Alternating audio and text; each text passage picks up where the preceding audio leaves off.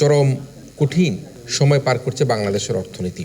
করোনার মহামারীর ধাক্কা, এরপরে ইউক্রেন যুদ্ধ, তারপরে আমাদের দেখতে পাচ্ছি যে মধ্যপ্রাচ্যের যে সংকট, এর পরপরই বাংলাদেশের যে পতিত আওয়ামী সরকারের ফেলে যাওয়া যে অর্থনীতির ভঙ্গুরতা, সব কিছু মিলিয়েই বর্তমান সরকার তাদের আওয়ামী লীগ শাসন আমলের যে লণ্ডভণ্ড অবস্থা সহ করোনার মহামারী, রাশিয়া ইউক্রেন যুদ্ধ, বিগত শাসন আমলের অর্থনৈতিক ক্ষত, মধ্যপ্রাচ্যের যুদ্ধ পরিস্থিতি, জ্বালানি সংকট, ক্রমবর্ধমান মূল্যস্ফীতি, বিনিয়োগের নির্মহার, কর্মসংস্থানের সীমাবদ্ধতা, উচ্চ ঋণ খেলাপি সহ বৈদেশিক ঋণের একটা ভীষণ বড় চাপ নিয়ে তারা দায়িত্বভার গ্রহণ করেছে।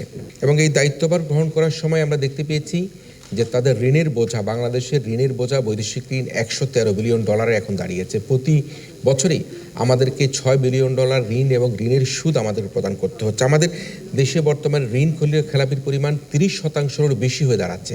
সব সূচকে আমাদের অর্থনীতি কিন্তু একটা করুণ অবস্থার মধ্যে রয়েছে, বিপর্যময় অবস্থার মধ্যে রয়েছে।